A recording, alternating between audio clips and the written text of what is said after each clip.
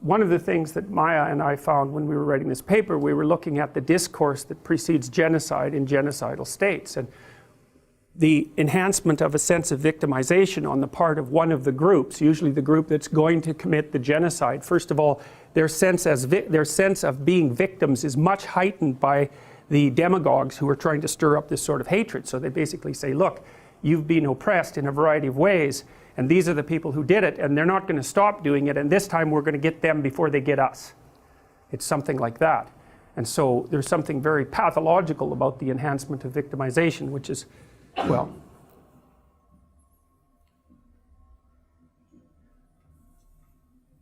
see, that the problem as far as I'm concerned with it is it's not thought through very well, because there's a point that's being made, and the point is that people have been oppressed and they suffer, and that's true, that point, but then the proper framework from within which to interpret that, I believe, is that that's characteristic of life.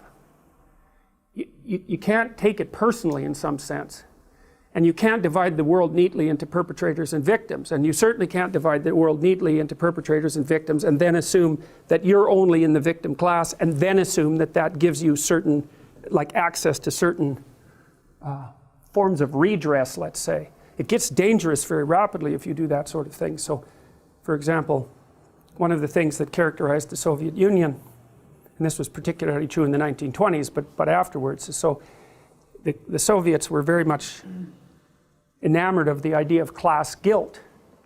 So, for example, although it was only about 40 years previously that the serfs had been emancipated, they weren't much more than slaves, right? And so that was the bulk of the Russian population. They were bought and sold along with the land. So they had been emancipated, and some of them, many of them had turned into independent farmers, and some of them had become reasonably prosperous because, at least in principle, I presume a certain proportion of them from being crooked, but I presume a larger proportion from actually being able to raise food. And of course, at that time, the bulk of the Russian food population was produced by these relatively successful peasant farmers. And relatively successful would mean maybe they had a brick house or something, and maybe they had a couple of cows, and maybe they were able to hire a few people. And so, you know, it wasn't like they were massive landowners or anything. But I've talked to you a little bit about the Pareto principle and the notion that in any domain of activity, a small proportion of people end up producing most of what's in that domain of activity. The same was true in Russia with regards to these peasant farmers. Some of them were extraordinarily efficient, and they produced most of Russia's food. When the communists came in, they described those landholders as parasites, essentially, predicated on the Marxist idea that if someone had extracted profit from an enterprise, that they had basically stolen that profit from the people, say, that they had employed or otherwise oppressed. And so you could be a member of the kulak, K-U-L-A-K, K-U-L-A-K, you could be a member of the kulak class. And then because you were a member of that class, you were automatically guilty. And so what happened was, and you got to think this through to really understand what happened. So what happened was the intellectual communists were sent out in cadres out into these little towns to find people who would help them round up the kulaks. Now you got to think about what a small town is like, because, so imagine you're in a town and there's 3 or 4 people or maybe 10 people or something like that who are a little more successful than everyone else. And a certain number of people are going to be fine with that and maybe even happy about it because they regard those people as particularly productive and, you know, as stalwart members of the community, regardless of their flaws. But there's going to be some people who are not happy about it at all, that are going to be very resentful about that and jealous.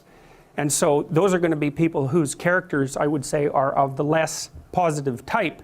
And so when the intellectuals came in and described the reason that these people should be treated as parasites and profiteers, then it was the resentful minority in those towns, and that would be the kind of guy that hangs around in the bar all the time and is completely unconscientious and fails at everything and then blames everyone else for it. The intellectuals came in and said, this is unfair that this happened to you. You've actually been victimized, and now it's your opportunity to go have your revenge. And so that's exactly what happened. Now, in some of the villages, sometimes the peasants would actually surround the farmsteads of these more successful people and try to defend them, but that never worked out for very long. And so then these mobs, these angry mobs, would go into the farmhouses and strip the place right down to nothing. And they packed these people up and sent them on trains with no food out to Siberia, where there was no place to live. And so that they were packed into houses, you know, maybe they had a square meter each to live in, and all their children died of typhoid, and many of them froze to death. Many people died. Millions of people died as a consequence of the dekulakization, at least as a consequence of its total effect. So what happened then was that there wasn't any food produced. And so then 6 million Ukrainians starved to death in the 1920s, which is something you never hear about, right? You never hear about that. Why do you never hear about that? That's a question worth asking. You know, it was an absolute catastrophe. They used to, so these people were starving, right to the point of cannibalism, right? I mean, it was ugly as anything you could possibly imagine. If you were a mother, and so you're supposed to hand all your grain into the central committee, mostly for distribution into the cities. You didn't get to keep any for yourself. And so maybe then afterwards, if you were a mother, you'd go out in the fields that had already been harvested, and you'd pick up individual grains of wheat. And if you didn't turn those in, that was death for you. So that's how far it was pushed. So, well, so that's a little story about how victimization, how the idea of victimization and perpetration can get out of hand extraordinarily rapidly. And so whenever people are beating the victim drum, you know, they'll cover that up with empathy, roughly speaking. We're speaking on behalf of the oppressed. It's like, maybe you are, but maybe you're no saint, because, you know, you're so sure that you're a saint and you're only speaking from the position of good. It's highly unlikely.